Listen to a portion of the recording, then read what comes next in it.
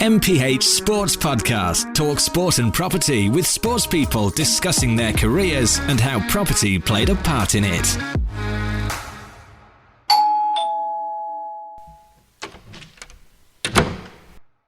Bailey, welcome to Talk Sport and Property. How are you? I'm all good, thank you. Yourself? Yeah, really good, thank you. Well, thank you for coming on the pod. So let's talk about your career. Born in Darlington, 63 games in professional football now, 45 in the football leagues and 18 as a Northern Ireland international. It all started at the Middlesbrough Academy, didn't it? Yeah. How old were you when you joined, and where did it all start for you before this? Yeah, I got into football probably around about 5 years old. My mum and dad took me to like these football camps through the summer and all that kind of stuff, and they put me into a Sunday league team, and I was playing there in Darlington All Stars it was called, and from there was a few scouts who were interested in me. It was Middlesbrough, Newcastle and Sunderland. Now my mum, being lazy, didn't want to drive me to Sunderland or Newcastle, so took me to Middlesbrough, and we just really enjoyed it there. I think that was kind of a blunt way to put it. She said it was the best academy at the time as well, and I agree with her on that. Like, I don't know, not a lot of people know this, but I was actually an outfielder when I got picked up. Oh, right, So okay. I was a left winger, and I didn't swap to be a goalkeeper until I was 12, I think it was. I said to the coach one day, I was like, I'm not enjoying this.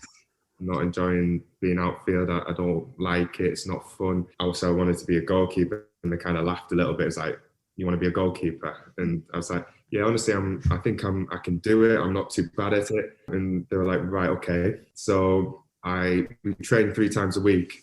And for that year, I did 2 goalkeeper sessions and 1 as an outfielder, and played 50-50 on the games. The end of that season, they were happy to keep me on as in the academy. And then from the under-13s, I just was a fully fledged goalkeeper. Wow. That's how it kind of started for me. Was you quite tall? I know you're very tall now, but were you quite tall at 12, 13, 14 that could easily adapt from left wing into in between the sticks, or?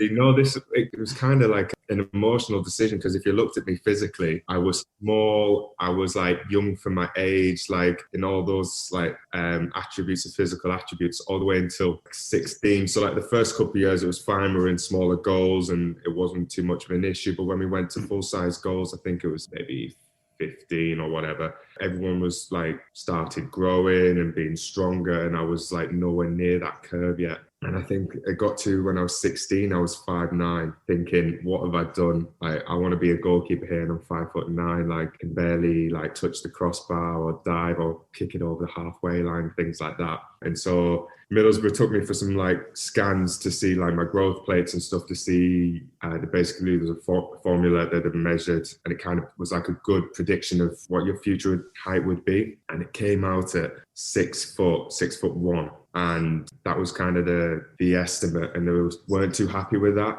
Also, the fact that I was still 5'9", and for me to hit 6 foot was probably going to take 2 years, and I'd still be nowhere near under 16 level, under 18s kind of level physically. So they kind of just like, in a blunt way, washed their hands with me and said, look, it's not going to work for you.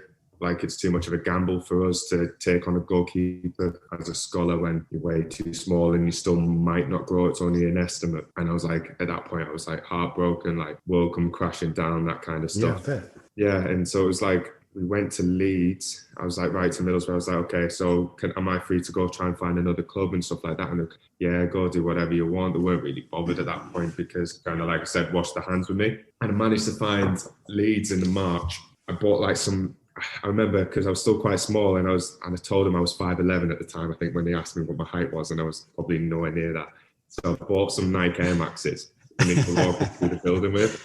Yeah. To make myself look as tall as possible. And I did my trial and stuff, and they were pleased and they were happy. And they said, like, look, come back for next season, the start of the scholarship, and we'll have a look at you then. I was like, no problem. So in this moment, I was like still thinking I need to get my school stuff sorted. I might be going to sixth form here. I might not make it. Through the summer, the start of the summer, maybe hit 5'11", 5'10"-ish, something like that. I grew a little bit. started the season with Leeds, and it took forever to get going in terms of getting a deal together, because I already had 3 other keepers for that age group, and they didn't really need to take me. But I think my goalkeeper coach at the time kind of could see that, yes, I was physically young, but my technical ability was pretty decent. That's all I really had going for me. Was the thing that I could control was my technical ability. Couldn't really fight anything other than the physical side of things. That was not in my control. They managed to get a deal sorted, a scholarship, and I managed to get that done. And within the next 6 months to the first year in the under-18s, I shot up to about 6 foot, 6'1". And I think that from then on, my height just like kicked on and got to the height where I'm at now. So it was a bit of a roller coaster, bit of like a what ifs over the first 2-3 years. It was certainly never blessed with the physicality that I have now when I was younger. Yeah.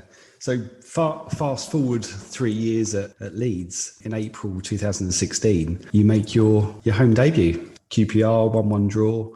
I think you conceded an 87th minute penalty right at the end.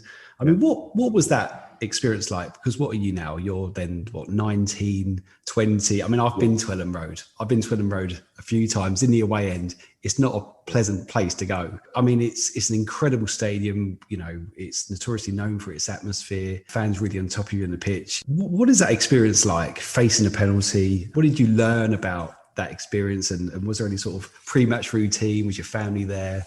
So that was a Tuesday night. I knew Saturday that I was playing, because what happened was the goalkeeper got sent off on the Saturday game, and so he was banned. So I was like, okay, so this is me then playing Tuesday. And honestly, day of the game, I travelled from home, Middlesbrough, my parents' house, to Leeds day of the game, and that drive was about an hour 20, and it felt like 3. It was just, I was nervous. My stomach was in bits. I was just, couldn't really eat much. I was just like, this is what like every young boy's dream is to. Yeah, of course. Professional debut. And then to make that 10 times better, it was playing for Leeds. It was playing for Leeds at home. Obviously, like you said, you mentioned the crowd and the atmosphere and things like that. It's amazing. All those things like just pile on the emotion, the pressure. It was so like nerve-wracking, and I think the nerves didn't settle till probably halfway through the game. Once I got a few touches, did a few right things, and after that I was like, yeah, no problem, like this is like completely doable. Yeah, so we're like just cruising the game. It's fairly easy, and I'm thinking I'm gonna get a clean sheet here. 87 minute comes by, and one of our centre backs gives away a penalty, and I'm just like, oh no, like clean sheet, dreams are ruined or whatever. And yeah, the penalty. So the fans behind the goal were making all the noises. It was great. And I was thinking, do you know what? I'm actually going to save this here. And it's going to be like dream come true, blah, blah, blah. I didn't, dive the wrong way. Certainly playing for Leeds at a young age and having those experiences makes you so much like stronger mentally in terms of being able to handle the pressure and the expectations of like playing for a big club like Leeds. All those things, I think it just helps you. It kind of builds you into the player you are now. And like I said, I was 19, and in the goalkeeper's terms, is like the young like novice as such. Like you're nowhere near ready. Yeah, that experience that night was a great feeling. Yeah, I can imagine. Well, clearly, you were well thought of by the club, because they offered you a new contract that, I think it was in June, followed by an improved 3-year contract only a year later. But can you talk us through that sort of next chapter at Leeds? Because I think it was almost like 2 years later before you got back into the first team. Is that right? Yeah. Why was this at the time? Was it just competition for places, or was it self-confidence, or was it because of your age? So yeah, loads of things. Like obviously young goalkeeper, you're kind of a fair few years behind an outfielder of your equivalent age in terms of being ready as such. Obviously at the time you think, well, no, I'm just good enough, you're ready and things like that. It doesn't matter of your age, and to a certain extent that's true. But obviously at the time Leeds was in a bit of a turmoil era as such. We were having managers left, right and centre. So that didn't really help. There was no stability for me to just like throughout maybe a year and a half show the one manager, do you know how much I'm improving, this, that and the other. Each manager was coming in and being given like, I don't know, you have 5 to 10 games to keep your job, it seemed at one point. And if you weren't winning, then you were out the door. So they were playing their strongest safest team, and as a young keeper, as a bit of a wild card. So as well as current competition, that was ahead of me. So yeah, it took a couple seasons for me to get going, and that's the year that I started playing was by fluke really. The number one was playing, and he was having a bit of a bad time in the manager's eyes. So the manager was going to play the number two this week that I played. And both are actually really good mates of mine now, Andy Lonergan and Felix Fedvilled. Andy Lonergan was a number two, and he had a stiff neck, and he literally couldn't turn it. Like, he was ruined, he was rigid, and he couldn't play. The manager, Paul Heckenbottom, could have just put the number one back in, but he just decided to just just see how I went and put me in against Wolves. And that was kind of the start of my career properly at Leeds, being the number one. So I played Wolves, and that season Wolves got promoted, so they were top of the league at the time. They were flying. Had a pretty decent game, and it just went from there. Yeah, well, you say a pretty decent game. You were man of the match. I actually found it. Yeah, you were. So maybe the 2 year wait was well worth it. I mean, I actually found a quote from Dan Young at Sky Sports, Bailey, saying Peacock-Farrell looks incredibly assured between the sticks, particularly outstanding given his age. I mean, that was really the chance you had been looking for, wasn't it? It was get back in, come in with a bit of confidence, and you then went on to play the next 11 games, and then you also pick up Young Player of the Year award. Yeah. What a great end to the season that was. Yeah, brilliant end. And going back to the start of the season, I was trying to go on loan at this point in time, and I couldn't even buy myself a loan. There was nobody interested, nobody wanted me.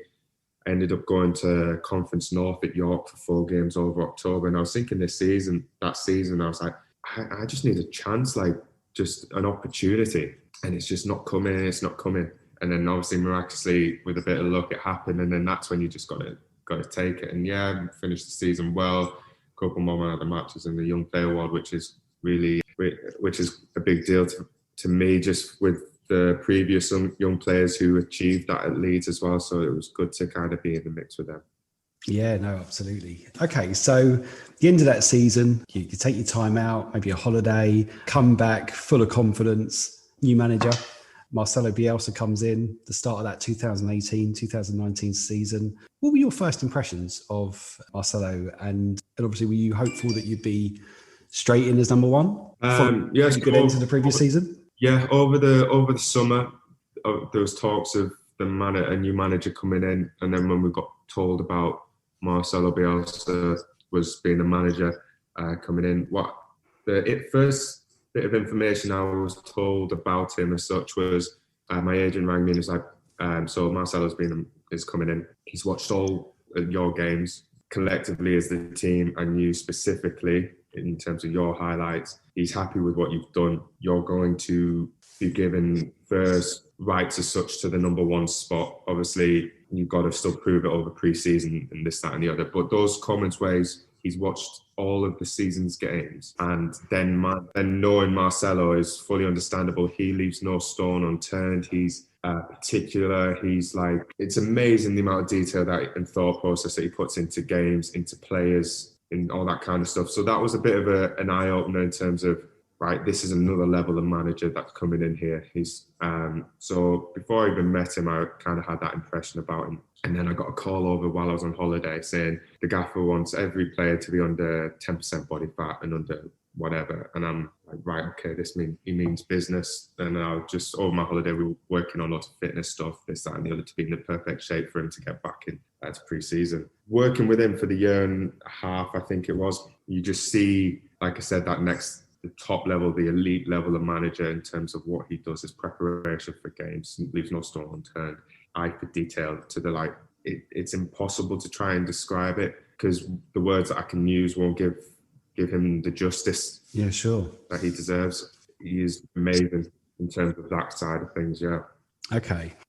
Leeds obviously finished third that season, eventually losing the semi-final playoffs with Derby. That was the end of your career at Leeds. You found an exciting new opportunity at Burnley. What was the difference between the two clubs, Bailey? Routine, structure, management. I mean, I've been to Burnley Football Club. I've talked at the club. I mean, the training ground's super impressive. It's a very welcoming place to go. Did you experience the same when you first joined? Yeah, you said it there, welcoming. So for me, this was my first move in my career as such, moving clubs, and for being at Leeds for such a long time and then going somewhere else, still relatively young in my career, like it's a big thing. New staff, new players, new club, new way of everything. The two clubs couldn't be further apart on a lot of things in terms of management, to style of football, to day-to-day running of the club. I'm not saying one's better or worse, one's bad, one's sure, good, just different. Because both ideas work for each club in their own right.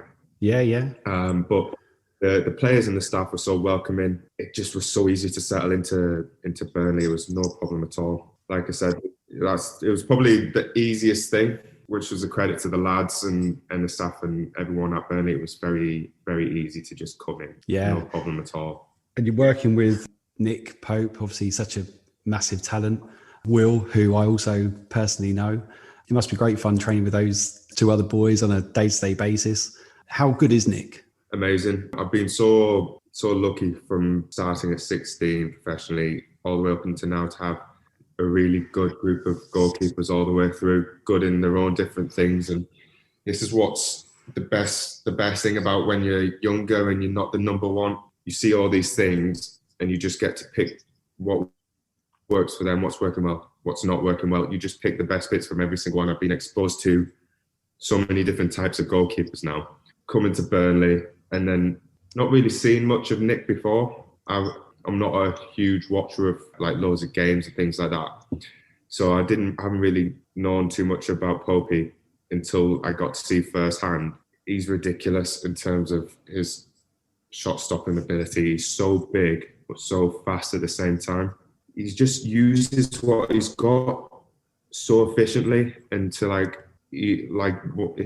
think if you speak to a lot of goalkeepers, you'd say like if you ask them what is his best attributed, and you will go with his physical presence and shot stopping ability. Like those are the two standouts. And so watching him, I managed to pick out a few things from him on that sense as well. So it's been great to train with him and then to top it all off, the two lads, Will and Popey, are amazing. So it's a really easy environment. It's a fun environment. Every day we're laughing, we're joking. So it's a good group of friends as well as colleagues. Yeah, you can tell there's a real bond at your club, isn't there? Even just from a fan outside, sort of looking into the club. Yeah, all the way through to the players. Like there's no real cliques. That everyone, like from speaking to the players about other clubs where you'll only sit with certain players at the dinner table, this, that, and never really changes. You never really mix with here, there, and whatever. Like it's kind of like, and I think that's a credit to the gaffer with how he's managed to build the squad and the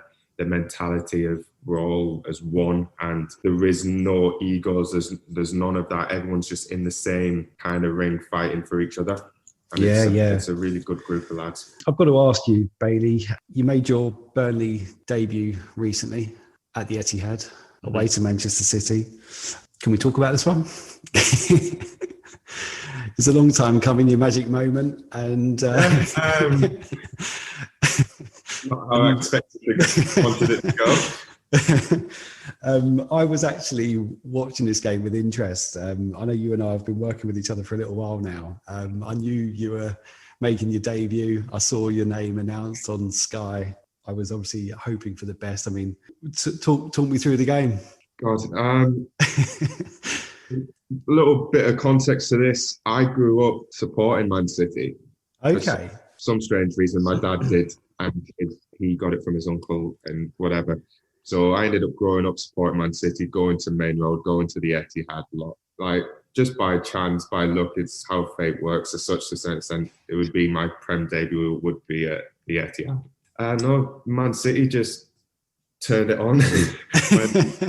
I felt really good. I was like not bothered in the slightest. Like I played harder games in terms of internationals, against Holland and Germany. Like I was like, right, if I can do it against them, I can do it against City. I played against City in the cup anyway, but that was not their Prem's starting 11. So there wasn't really any fear there as such. And then the first goal happened, just a simple mistake from one of our lads.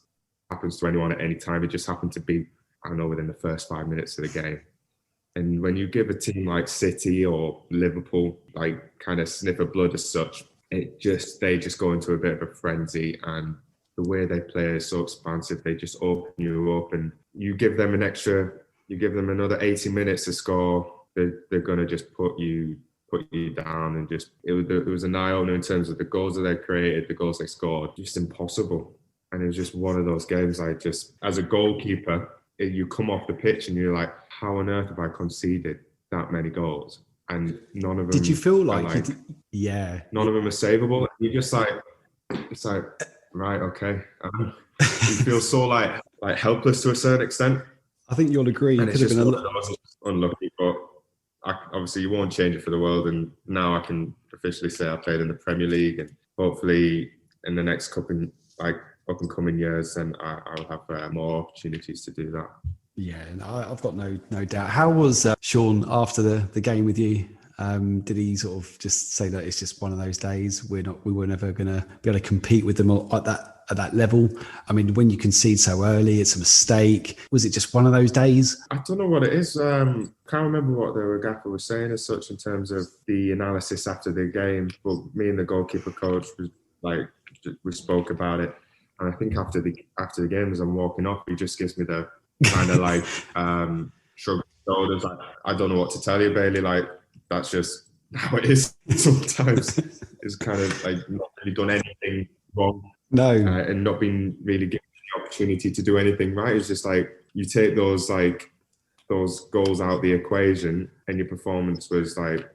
There was no issue. It's just one of those games. You kind of just have to forget about it. You can't really analyse it too much, because at the end of the day, they're top quality players, and on that day they just excelled massively. And you just got to sometimes give them a little round of applause or whatever and say, yeah, you were better than us.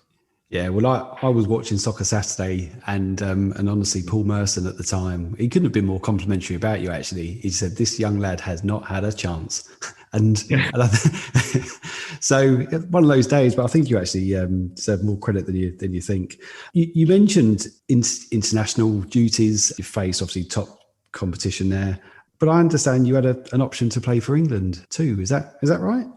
Yeah, there was a time where the England goalkeeper coach rang me. I've already played a couple friendlies for Northern Ireland at this point, and I was playing, and it was actually after the 11 games that I finished the season with. I think it was over that summer, and they were saying, look, you can come and have a look and train with us and blah, blah, blah, but can't really guarantee you anything. And Angus Gundy and Henderson, Freddie Woodman as well in your age group, and we're kind of just going with them. And it kind of was just it was ended up just being a real short conversation, because I was just well, no, I've kind of really enjoyed being with Northern Ireland. I've had a few camps, really like what's happening, what's going. The manager has a lot of belief in me, and I was just ready to put all my eggs in one basket as such and go with Northern Ireland.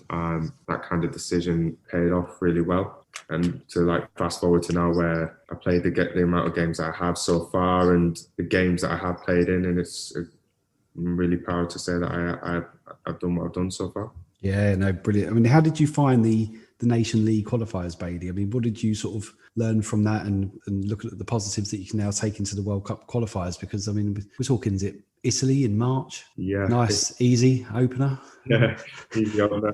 The Nations League it was a good opportunity for us to kind of try a few things, bring in some fresh faces in, because at the moment, the last couple of years, we've been in a bit of transition as such, of bringing in some younger players, trying a different thing. We've now got a new manager as well. So it's given us a good little time together to adapt to a new way of playing with the gaffer and the new players coming in, and giving us time to get on the same page and perform. So yeah, March, we've got Italy. What a great opportunity. This is why you play international football. You get to play against big countries like Italy, Holland, Germany, all those kind of things. This is what you strive for, and this is the best bit. This is why you do it. So it's going to be a hard game, but one that I'm looking forward to. Yeah, no, we'll listen. I wish you all the best with the World Cup qualifiers, Bailey. I've really enjoyed talking to you about football. I could talk to you about football for another couple of hours, but I know we've got to try and get onto the second section of the pod, which is property, before you get into the training ground this afternoon. Talk Sport and Property Podcast, sponsored by MPH Sports Property Academy. Download the app today from the App Store or Google Play by typing in MPH Sports, the trusted go-to app for sports people looking to buy or learn about property. So let's talk property. I mean, what age were you when you bought your first place, and where did you buy, if you don't mind me asking? I bought in Wetherby at 21, 22. Wetherby, for those who don't know, North Yorkshire kind of area. It's just near the training ground for me at Leeds at the time. And I bought a 4-bed detached house on a new estate that was being built in a nice area, good access to the motorway, towns here, there, area, Harrogate, York, Leeds. It was in a good area. My thinking of this was worst case scenario, I never earn anywhere what I expect to earn, or I break a leg, or all these kind of like doomsday scenarios. I was thinking this house is good enough for me to live in for the rest of my life. So I bought it. I managed to only get a year and a half in it before I ended up moving clubs. But I bought that at 21, 22, something like that. I mean, that's an incredible mindset to be thinking that way at 21, 22, to be thinking, I'm happy with this for the rest of my life, and therefore kind of stretch your financial bracket into committing to that type of property for someone so young, really. Yeah, I did. I stretched myself a little bit, and obviously it's paid off now. At the time, it was not difficult, but is it a property you've kept? Yeah, still got it. It's renting out at the moment. Amazing. It's been literally rented out.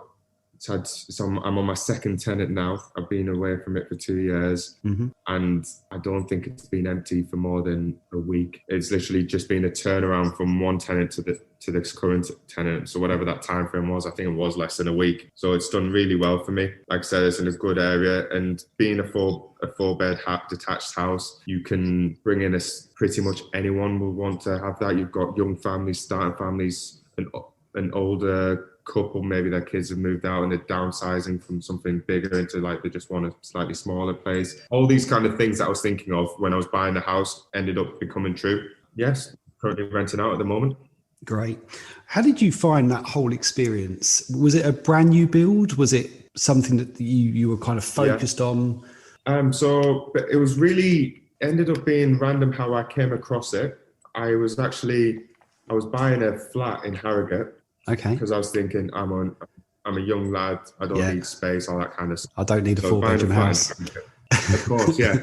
I was buying a flat, and then I got really far into the buying process to the point I think the searches came back from the solicitors, and there was a few clauses with the lease where they were only allowing residents of that building. And I was like, well, this is an issue because I'm in a job where I can move at any given time, and I want to be able to rent it out, and the clause wouldn't allow me to do that. So I had to pull out, and I was maybe 10 weeks in at this point. So I pulled out, and I was driving from Harrogate to my training ground, and I drove past this estate that was coming in. I just swung in and I had a look and did everything else from there. It was quite impulsive. So, yeah, impulsive and lucky in terms of how I came across it. And when I started thinking about it and looking at the numbers and the area where it was in, because I knew Wetherby really well, because I lived in the area since I moved out of home when I was 16. So I knew the area really well, and it ended up just being a good decision in the end. Oh, it sounds like it. Have you seen that particular property increase its value? Yeah, so funny enough, I was on the phone to my estate agent the other day, and I just got it valued. So it was, are we talking numbers on this? Yeah, I think we can. Yeah, I think we can, as long as you feel comfortable with it. It's gone up another 70.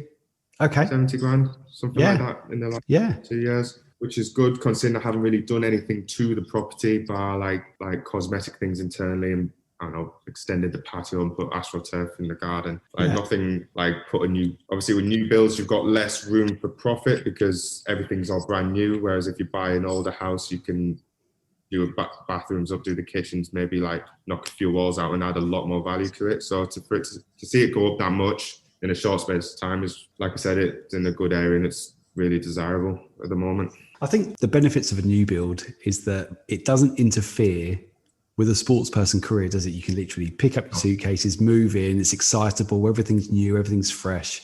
I guess the art behind it really is what you can negotiate within the price, because these new builds tend to add everything else on top, don't they? The appliances, the kitchen, the flooring, the wardrobes, the doors. And you think, well, what can we bulk in to the negotiation at those early stages? And can you include it within the price? So the key really is negotiation. Yeah, so I managed to, I managed to get them to pay my stamp duty. So that saved me a bit of money, and I got them to turf the landscape of the front garden. One of the bedrooms with fitted wardrobes in. So I managed to get a little bit on that. Yeah, so it is new builds so convenient. Like when I was young, well, still young, but when I was that age, I didn't have a lot of capital to go buy an older house that needed a lot of work doing. I didn't have the time for that either. Like I just needed somewhere to live. That's the beauty of the new build. Yeah, no, I completely agree. I think you can buy the right place with the right spec at the right price. I think new builds are fantastic, really, particularly if you're going to stay there longer term or keep the asset longer term. Clearly, you've seen quite a substantial amount of capital over such a short period of time, really. So it kind of justifies the reason why you bought it in the first place. My worry with new builds is often when you buy like a new car, you see that asset depreciate. And I think that if you're not ever going to necessarily move back into that property, then you've almost got to question, well, why have I still got it? Because if you were to sell it and release your equity, then naturally you can reinvest that money into other assets that's higher performing. Yeah, but I mean, you and I have obviously, we're doing a bit together at the moment. We've recently bought 2 more investments for your portfolio. I mean, do you mind me asking, Bailey, how many properties do you own at the moment? So the one in Wetherby, the 2 that we've bought, and Latin Leeds finishes at the end of 2021. Okay. So I just bought off plan on that one. Okay. Can you tell us more about that? How did you find it? Who sourced it? Yeah. So it was a new development in Leeds, in Leeds city centre, kind of that new style of living, of community living flats, like with a gym, a pool, a sauna, that kind of facilities, a 24-hour concierge, similar to what I'm living in now and in Manchester. And what I've noticed about that is it's quite desirable. It's done really well so far in Manchester, but Manchester's probably seen its growth in that sense. There's a few more of those kind of properties are being built or out there at the moment, whereas this building is the first of its kind in Leeds. So I feel like I'm doing what I've learned from the Manchester market, applying it to Leeds. I thought the demand for that, considering what the demand is like in Manchester, I thought it would probably perform similarly. And to buy off plan, you get a bit of discount up front. And by the time it completes, you've already got a year worth of growth in there. Yeah. Mm-hmm. So along with all those things, it was a 1-bed flat.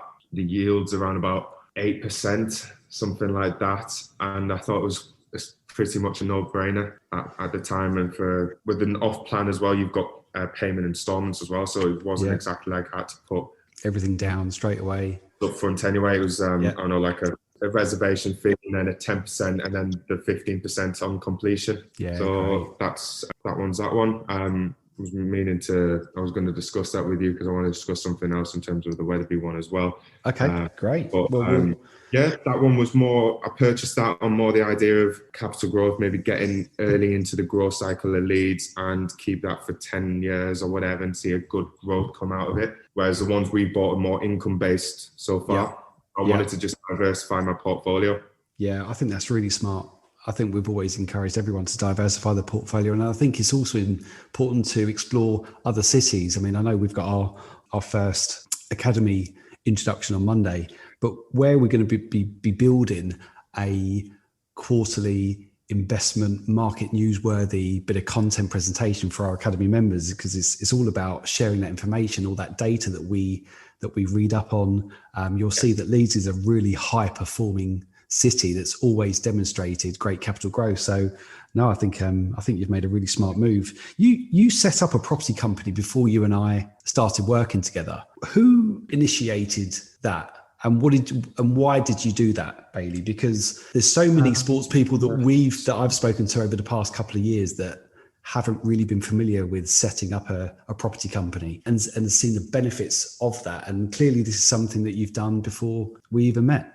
Yeah, so my accountant and financial advisor were the ones who recommended it. This was the path that I was going to go down in terms of building a property portfolio. It's more beneficial for it to be through a company. Just for tax purposes, I think it's a 19% corporation tax on a company versus obviously my personal tax rate. Yeah. So which is whatever it is. Either way, it's just a big difference. So I'm saving myself on that side of things. So from the tax purposes, it's much more beneficial for me to do it through a company. Okay, good.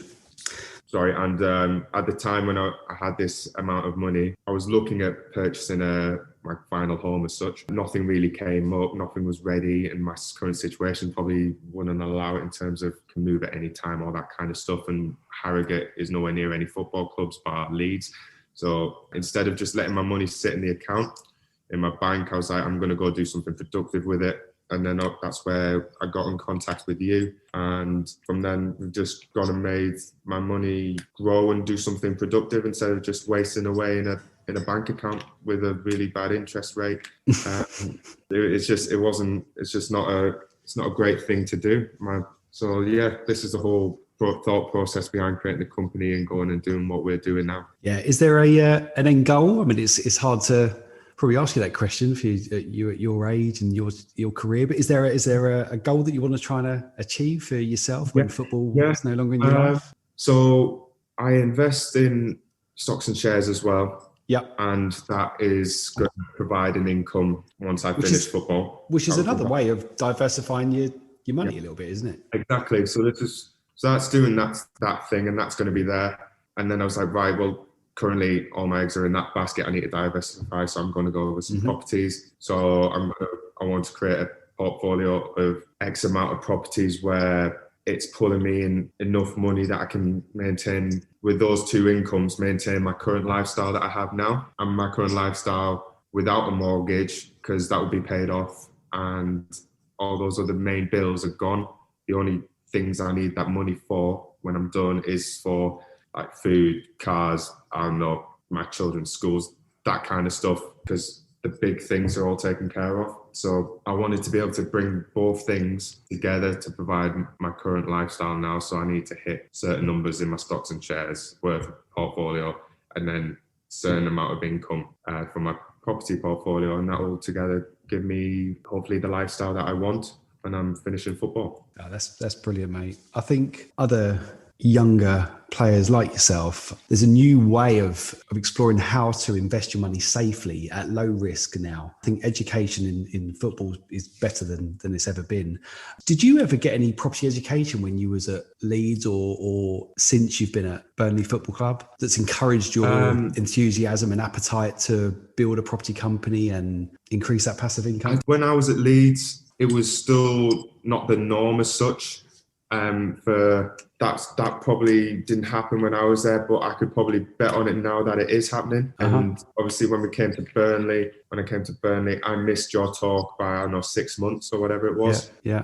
So in football wise, I never got a lot of information as such. My football through my scholarship was about getting my diploma, I think it was in sports or whatever. That was the only planning for life after football. But my mum was in banking, and it was kind of drilled into me from a younger age. Like my uncle, who's my accountant, again, drilled it into me for a younger age of being able to plan for the future. And property is, if you look historically, it's been a very safe investment over the long term. Bar, obviously, you've got dips here and there, but the start point and the end point of property, every 10 years, the start point is higher. It's worth more than what the 10 years previous was. So it's always on an upward curve.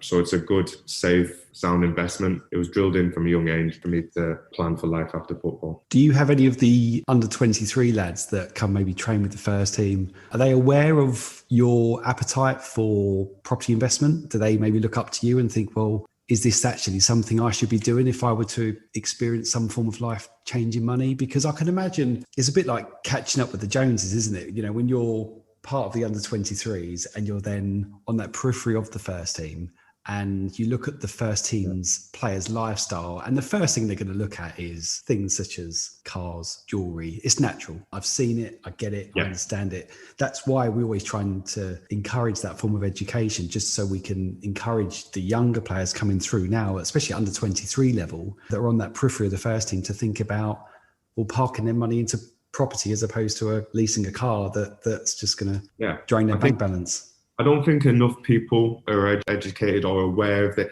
not through the fault of themselves, but I think maybe just collectively clubs should possibly be more proactive on this inside of things, like getting yourselves in for a talk to educate and just open their eyes to another possibility. And the thing is, if you end up knowing more, and you've then got a more well-rounded decision at the end of it, whereas if you just go into the property business or stocks and shares or whatever it is, blind as such, then like you're gambling to a certain extent. Whereas if you have that education there from yourself, or I don't know, read a couple books on those kind of things, you're able to create a more informed decision. And like I said, a lot of probably young players or young people in general chase that lifestyle and maybe not necessarily see what's behind it or what makes that lifestyle work or affordable. So I think if any of the young lads ever wanted to ask me about it, I would help them and this, that and the other. But I think probably it would be more beneficial for clubs to do more on that side of things. Yeah,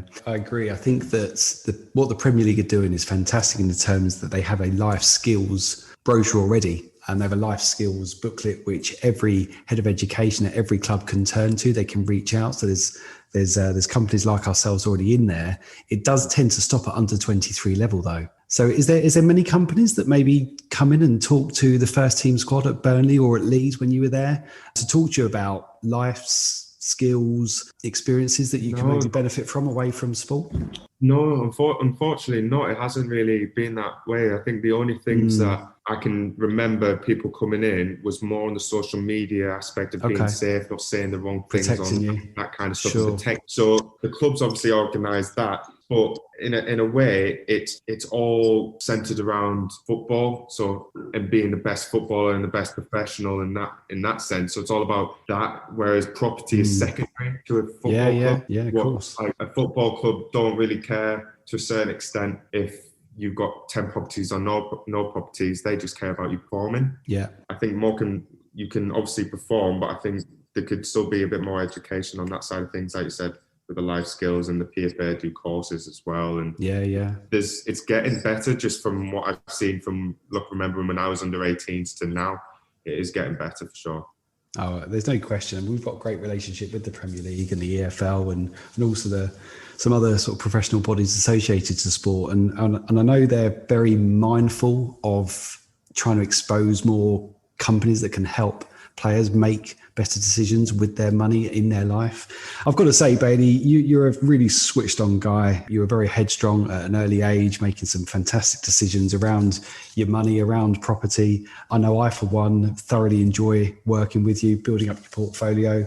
I can't thank you enough for joining us on TalkSport and Property today, mate. It's been an absolute pleasure. I'm aware of the time. I know you need to go. Thank you. And I really appreciate it. No, I really enjoyed it. I think we've ran over, haven't we? We just ended up talking a lot because there's so much more to it, isn't there? And for me, anyway, I really enjoy talking about it as well. I find it interesting, and I watch videos on YouTube. I read books on this, that, and the other, all with regards to properties, investing, and that kind of stuff. For me, I enjoy switching off and learning those things, because football is, for me, is literally still is like 9 till 2 or 9 till 3. I've still got so much more time in my day to better myself and just educate myself. So I really enjoy it. I find it fascinating, and it's quite exciting to be at the start of what we're doing, and hopefully over the next 5 years, 10 years, we'll amass something great, and at the end of the day have my life sorted after football. Yeah, well, that's the plan, isn't it? And I think it's really important you say that, actually. You know, I think everyone forgets how much time a sports person has away from their sport, not just football. And that's the reason why we've put the academy together, so we can put these courses together to encourage you to read, watch, learn, just to better yourselves, really. Because if we can encourage you to explore to buy more property, or if we can teach you how to negotiate a better deal on a home, or prepare you to become a landlord, or understand the conveyancing side and the surveying side of the property process, then it's just going to help you and others by listening to this digest it and take it on board when that process comes in their life. Of course, yeah. And from what I've learned so far is normally when life is good off the pitch, it just frees you on the pitch in terms of you've got no worries, everything's been taken care of and you can just go out there and perform. For me, again, it's another big bonus of doing what we're doing. It just allows my headspace, my mental headspace to be just all in on football because I know everything else is getting taken care of. Obviously with the service you provide, you're doing most of the liaising and all that kind of stuff and sourcing things for me to then just literally allow me to just pay here or pay that, and it just allows you as a footballer to perform. That's the idea. Thank you, mate. Yeah. Well, enjoy your training this afternoon. Good luck for the weekend, and you and I will catch up beginning of next week. Yeah, lovely. Cheers, Bailey. Thank you. Thank you, mate. Bye-bye. You've been listening to Talk Sport and Property. Visit the App Store and download the MPH Sports app today, or keep up with us over on Instagram.